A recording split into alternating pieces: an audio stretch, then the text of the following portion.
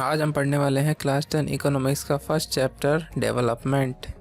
इस वीडियो में हम लोग एनसीईआरटी के पीछे दिए गए क्वेश्चंस को करेंगे ताकि हमको पूरा चैप्टर आराम से समझ में आ जाए। तो सबसे पहला क्वेश्चन है, what is the main criterion used by world bank in classifying different countries. यानी कि वर्ल्ड बैंक जिस बेस पर कंट्रीज को डिवाइड करता है उसका मेन क्राइटेरिया क्या होता है।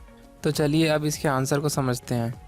वर्ल्ड बैंक पर कैपिटा इनकम के बेसिस पर कंट्रीज़ को डिवाइड करता है, मतलब कि जिसकी पर कैपिटा इनकम ज़्यादा होती है वो कंट्री रिच में आती है और पर कैपिटा इनकम कम होती है वो पुअर कंट्रीज़ में आती है। अब पर कैपिटा इनकम निकालते कैसे हैं? तो इसको निकालने के लिए कंट्री की जितनी टोटल इनकम है उसको वहाँ पर जितने लोग रहते हैं यानी कि उसकी पॉपुलेशन से डिवाइड करके निकाल सकते हैं। जैसे कि इंडिया में 130 करोड़ लोग रहते हैं, उनके बाद जितना जितना पैसा है उसको ऊपर रखो और नीचे पॉपुलेशन से डिवाइड कर दो। तो ऐसे करके हम पर कैपिटा इनकम निकाल सकते हैं।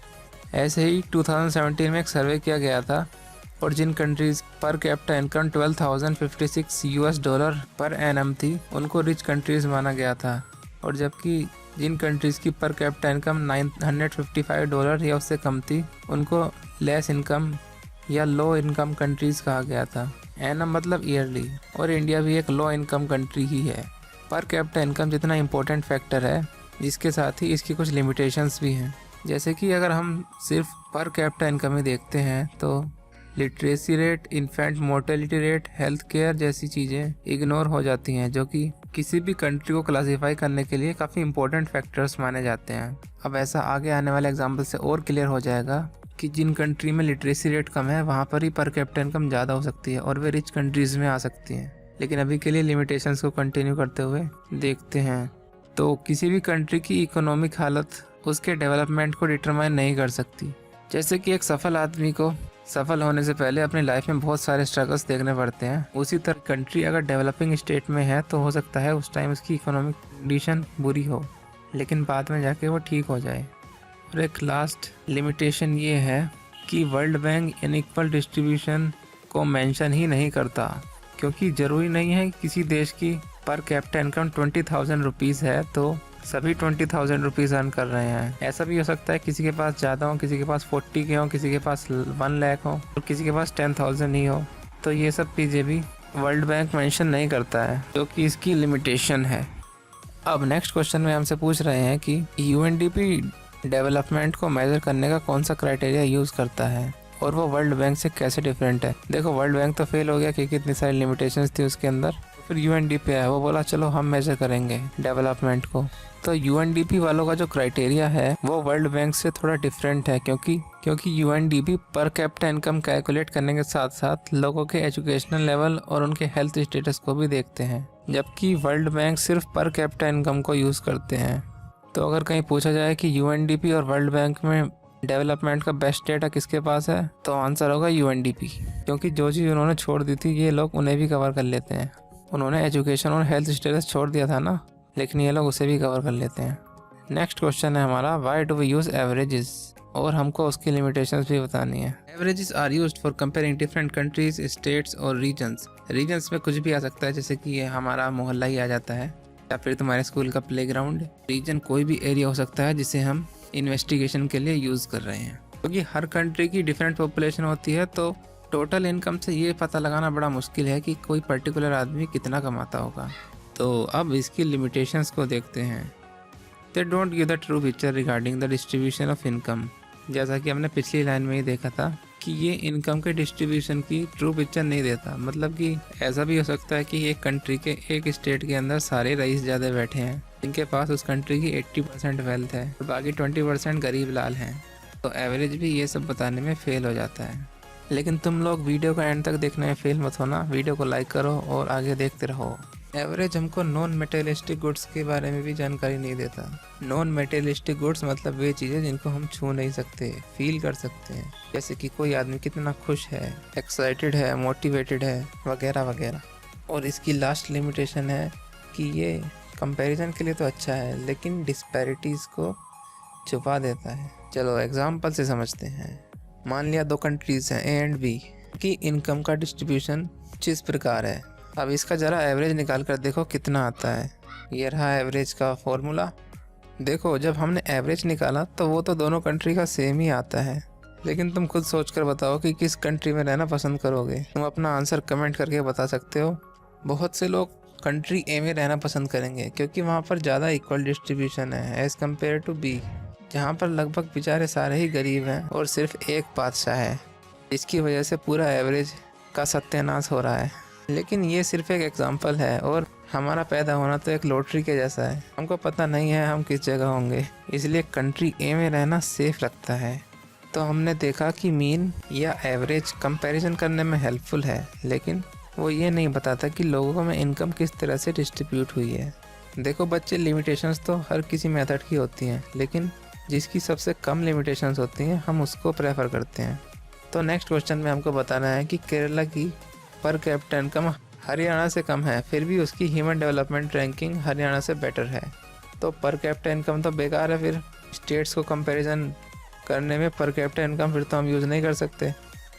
डू यू एग्री और नॉट? तो इसके हो सकते हैं दो आंसर। भाई अपना आंसर कमेंट करके बताना नीचे। मैं तो दोनों आंसर बता रहा हूँ, मैं तो सब लोगों के साथ हूँ, ठीक है। तो ये बात ट्रू है बिल्कुल। क्यों? क्योंकि केरला का literacy rate, infant mortality rate और हेल्थ केयर फैसिलिटीज़ काफ़ी अच्छी हैं एज़ कम्पेयर टू हरियाणा। जबकि पर कैपिटा इनकम में सिर्फ माल देखा जाता है कि लोगों के पास कितना माल है और सारे फैक्टर को इग्नोर कर दिया जाता है। अब आंसर उन बच्चों के लिए जो नो कर रहे थे, क्योंकि पर कैपिटा इनकम अकेला फैक्टर नहीं है और इसकी कुछ लिमिटेशंस भी हैं। हम ये नहीं कह सकते कि ये बिल्कुल ही बेकार है, क्योंकि जब हम ह्यूमन डेवलपमेंट रैंकिंग निकालते हैं तो काफ़ी सारे फैक्टर्स देखते हैं, जैसे कि हेल्थ स्टेटस, एजुकेशन लेवल और पर कैपिटा इनकम भी उसमें से एक इम्पोर्टेंट फैक्टर है, जिसके बिना ह्यूमन डेवलपमेंट रैंकिंग नहीं निकाली जा सकती। इसलिए पर कैपिटा इनकम भी इम्पोर्टेंट है। अब आप बोलोगे एग्ज़ाम में कौन सा लिख कर आना है, तो मैं कहूँगा कोई सा भी, क्योंकि दोनों ही करेक्ट हैं। तो चलो चलते हैं नेक्स्ट क्वेश्चन पर। हमको बताना है कि हम अभी कौन से सोर्स ऑफ एनर्जी यूज़ कर रहे हैं इंडिया के अंदर और 50 साल बाद हम क्या यूज़ करेंगे। तो चलो जानते हैं। देखो आजकल तो सब पेट्रोल डीजल डालकर गाड़ी चला रहे हैं, मतलब कि कोल, पेट्रोलियम, क्रूड ऑयल और नेचुरल गैस यूज़ कर रहे हैं, लेकिन ये रिसोर्सेज लिमिटेड हैं। तो हो सकता है हम 50 साल बाद solar energy, wind energy, nuclear energy, geothermal energy, hydrogen energy, tidal energy, wind energy, wave energy, hydro electric energy, biomass energy etcetera को यूज़ करें और जिन चीज़ों को हम आज यूज़ कर रहे हैं उसको साइड में रख दें, क्योंकि अगर हमने ऐसा नहीं किया तो फ्यूचर जनरेशन्स को प्रॉब्लम हो सकती है। तो बाइक स्कूटी थोड़ा कम चलाओ और पैदल जाना प्रेफर करो, ठीक है। अब इसी से रिलेटेड नेक्स्ट क्वेश्चन हमारा आ जाता है कि सस्टेनेबिलिटी का इशू हमारे लिए इम्पोर्टेंट क्यों है। देखो सस्टेनेबल डेवलपमेंट का मतलब तो हम सभी जानते हैं। सस्टेन का मतलब होता है बनाए रखना और सस्टेनेबल डेवलपमेंट का मतलब वो डेवलपमेंट जो बना रहे। हमको कुछ सोर्सेज और सस्टेनेबल डेवलपमेंट कहता है कि डेवलपमेंट तो होना चाहिए, लेकिन उससे फ्यूचर जनरेशन के रिसोर्सेज को कॉम्प्रोमाइज़ नहीं करना चाहिए। मतलब कि सीधी सीधी बात है, वे कह रहे हैं रिसोर्सेज बचाओ, लेकिन इंडिया में ऐसा कहाँ होता है। यहाँ तो सिर्फ आज में बिलीव करते हैं, अरे छोड़ना, हम क्या कर रहेंगे, हम आज ऐश कर ले। अबे चल, मेरे बचाने से क्या हो जाएगा, मैं अकेला करूँगा तो। वो भगाता है 30 पे स्कूटी, पेट्रोल वाले की यहीं कैंप लगा रखा है उसने, सारा दिन पेट्रोल पंप पर ही बैठा रहता है। सस्टेनेबिलिटी का इशू इसलिए भी इम्पोर्टेंट है क्योंकि अगर हम बेफिक्रों की तरह रिसोर्सेज को इस तरह से ओवर यूज़ करते रहे तो आने वाली जनरेशन्स को कुछ रिसोर्सेज के बारे में पता ही नहीं होगा और वे उनको कभी भी यूज़ नहीं कर पाएंगे और अल्टीमेटली कंट्री का सत्यानाश हो जाएगा और उसके जिम्मेदार हम होंगे। किसी ने कमाल की बात कही थी, the earth has enough resources to meet the needs of all but not enough to satisfy the greed of even one person. मतलब कि लोगों की ज़रूरतों के लिए, लोगों की नीड्स के लिए तो दुनिया भर के रिसोर्सेज हैं, लेकिन एक लालची आदमी के ग्रीड को सेटिस्फाई करने के लिए घंटा कुछ है। तो ये स्टेटमेंट डेवलपमेंट से किस तरह रिलेटेड है, इसको डिस्कस करते हैं। तो सबसे पहले तो ये स्टेटमेंट दी थी हमारे father of the nation Mahatma Gandhi ji ने। तो ये स्टेटमेंट पूरी तरह से रेलेवेंट है क्योंकि रिसोर्सेज हैंड इन हैंड जाते हैं, यानी कि जैसे हम आज कोई चीज़ यूज़ कर रहे हैं वो कोई और यूज़ करेगा। जैसे मेरे बड़े भैया की साइकिल थी, वो उन्होंने 4 साल घिसी और अब उसको मैं घिस रहा हूँ, लेकिन अगर वे उसकी केयर नहीं करते तो आज मैं उसको यूज़ नहीं कर पाता। और मुझे मेरे पैरों का यूज़ करके बाहर जाना पड़ता। इसी तरह से हमको रिसोर्सेज की केयर करनी चाहिए और उनको ज़्यादा से ज़्यादा प्रोटेक्ट करना चाहिए, क्योंकि रिसोर्सेज तो अवेलेबल हैं, रिन्यूएबल भी और नॉन रिन्यूएबल भी, जो कि सभी की नीड को सेटिस्फाई करते हैं। लेकिन एनवायरनमेंट को प्रोटेक्ट करते हुए और बैलेंस बना कर रखना चाहिए ताकि शॉर्टेजेस होने से बचा जा सके। अगर ऐसे यूज़ करेंगे तो कभी शॉर्टेज नहीं होगी। अब अगले क्वेश्चन में हमको एनवायरनमेंट डिग्रेडेशन के एग्जांपल देने हैं जो हम अपने चारों तरफ देखते हैं। तो वैसे तो बाहर निकलो, जहाँ भी देखो वहाँ हाहाकार मचा हुआ है, लेकिन कुछ मेन एग्जांपल्स हैं जैसे कि deforestation, water pollution, decrease level of air quality, soil erosion, falling level of ground water. ये सब चीज़ें ज़्यादातर हर जगह दिखाई देती हैं। कहीं कहीं पर कुत्ता पॉलीथीन भी फाड़ रहा होता है। एनीवेज, नेक्स्ट क्वेश्चन पर बढ़ते हैं। हमको एक टेबल दी गई है, उसमें से हमको बताना है कि कौन सी कंट्री टॉप कर रही है और कौन सी फ्लॉप है, मतलब कि बॉटम पर है। पर कैपिटा इनकम के बेसिस पर देखा जाए तो श्रीलंका सबसे ऊपर है, टॉप मार रही है, और सबसे नीचे कौन सी है? म्यांमार। देख सकते हो श्रीलंका की पर कैपिटा इनकम 4390 यूएस डॉलर्स है। म्यांमार की सबसे कम है 1027 dollars. Life expectancy at birth देखा जाए तो श्रीलंका उसमें भी टॉप मार रही है 74 के साथ, और म्यांमार इसमें ही बॉटम पर है 61 के साथ। Literacy rate for 15+ years population की बात करें तो श्रीलंका इसमें भी टॉप पर है 91 के साथ, और इसमें बॉटम कंट्री बदल जाती है जो कि है बांग्लादेश।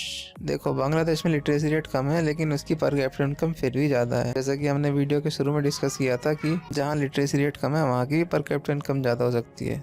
तो ये है वो स्पेशल केस। चलो gross enrolment ratio for 3 levels की बात करें तो इसमें भी श्रीलंका टॉप पर है, और इसमें सबसे नीचे है पाकिस्तान। HDI रैंक की बात करें यानी कि ह्यूमन डेवलपमेंट इंडेक्स की बात करें तो श्रीलंका इसमें भी टॉप पर है। यार भाई, अब तुम समझ गए हो कि लंका से पहले श्री क्यों लगा है। इसमें सबसे बॉटम की कंट्री आती है, देखो बॉटम पर वो आएगी जिसकी रैंक सबसे बुरी है, और सबसे बुरी रैंक है नेपाल की जो कि है 138। चलो बस एक लास्ट क्वेश्चन करते हैं और उसके बाद तुम्हारी छुट्टी। तो भाई पीछे लोग कह रहे थे, मतलब पीछे गांधी जी कह रहे थे कि हाँ दुनिया भर के सोर्स हैं, लेकिन 1/5 लोग तो भूखे मर रहे हैं, ऐसा क्यों? तो भाई देखो ऐसा इसलिए है क्योंकि फिक्स्ड प्राइस स्टोर्स पर ढंग से राशन का डिस्ट्रीब्यूशन नहीं होता, मतलब कि कोई ज़्यादा भर के ले जाता है और किसी को मिलता भी नहीं है। और जो हमारी पुअर पॉपुलेशन है वो न्यूट्रिशियस फूड्स को अफोर्ड भी नहीं कर पाती, और एजुकेशनल बैकवर्डनेस होने के बाद लोग अनएम्प्लॉयमेंट का शिकार हो जाते हैं और खाने की ज़रूरी चीज़ों को भी अफोर्ड नहीं कर पाते, जैसा कि अभी लॉकडाउन के बाद हो चुका है, क्योंकि गवर्नमेंट बिल्कुल भी ध्यान नहीं दे रही है। पब्लिक डिस्ट्रीब्यूशन सिस्टम जो फूड ग्रेन्स को डिस्ट्रीब्यूट करते हैं उसके अंदर भी डिस्पैरिटी होती है, मतलब कि अनइक्वल डिस्ट्रीब्यूशन होता है। अपनी मर्जी से कुछ खा जाते हैं वे, और जब बचा कुचा होता है वो कंज्यूमर को दे देते हैं। तो ये थे कुछ फैक्टर्स। वीडियो अच्छी लगी हो तो लाइक करो, कमेंट करके बताओ अगली वीडियो किस पर चाहिए।